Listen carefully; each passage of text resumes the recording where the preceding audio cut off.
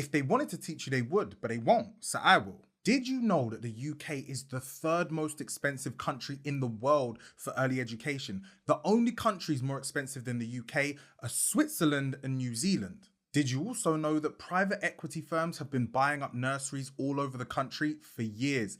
And the reason why is very, very disturbing. It's not looking good, bruv. It's not looking good. It's no secret whatsoever that millennials and Gen Zs have decided that having children and starting a family is a waste of money, and it's hard not to see why. And if we're being honest, as I've been informed in the comment section of my previous post, there are actually a range of different reasons why millennial and Gen Z women are choosing not to start families, like the 4B movement. But whatever your reason is for not having kids, I work on facts and numbers. And when you look at early education and childcare, the facts and numbers are really, really interesting. But not fun fact interesting, more how the hell did we let this happen interesting. Because they have really been playing in our face. Early education and childcare costs have increased beyond inflation by over a third since 2010. And we all know what happened in 2010. And if you're unsure what that was, someone in the comments will let you know. According to data analysis on early childcare costs, the average cost of a part-time nursery place in 2024 is 80% higher than it was in 2010. And the cost of a full-time nursery place has gone up by over £70 per week since 2017.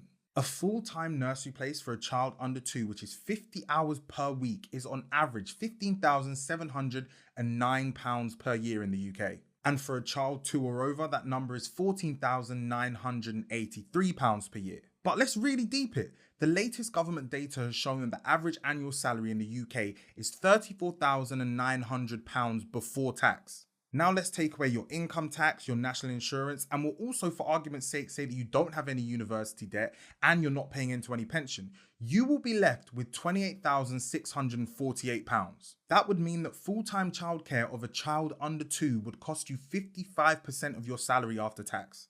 It's a bit of a sticky one still. But silver lining, once that child gets to 2, it would only cost you 52% of your salary after tax. So there's that.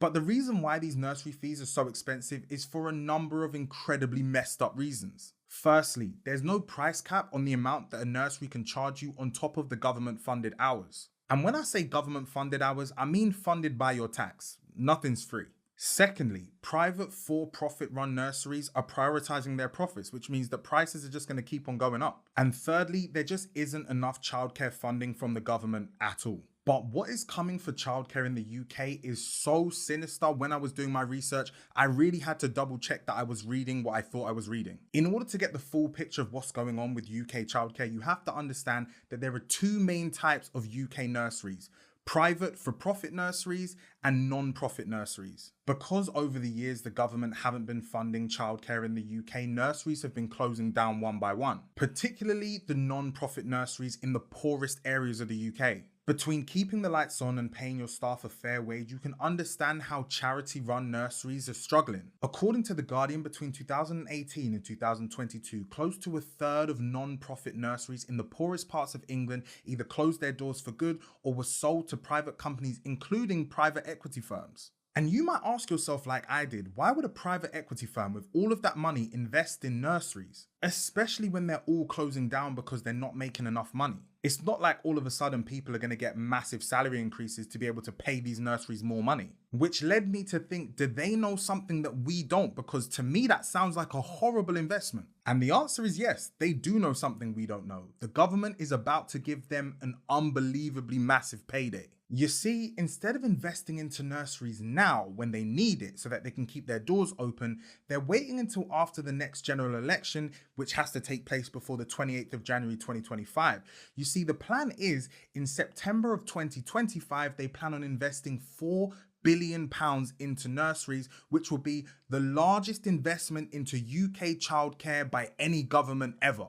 The thing is, by that time, most of the non-for-profit nurseries would have closed down and the private nurseries popped up ready to claim their share of the £4 billion of taxpayers' money. The game then becomes for a lot of these private equity firms, how many dirt poor not-for-profit nurseries can we acquire? Because the more of them you own, the more of that £4 billion will be coming into your pocket because you have more of the market share. UCL Social Research Institute carried out research and found that private for-profit nurseries invested notably less less of their profits into staffing than not-for-profit nurseries. That means that despite the £4 billion investment that seems to be coming the way of nurseries, very little of that will actually make it into the pockets of the nursery staff. But eligible parents will get 30 hours of free childcare per week if they agree to go back to work. But what do you think? Do these privately owned nurseries actually want to help out those who have kids? Or is this just another elaborate way to take money out of taxpayers' pockets and put it into the pockets of the already rich?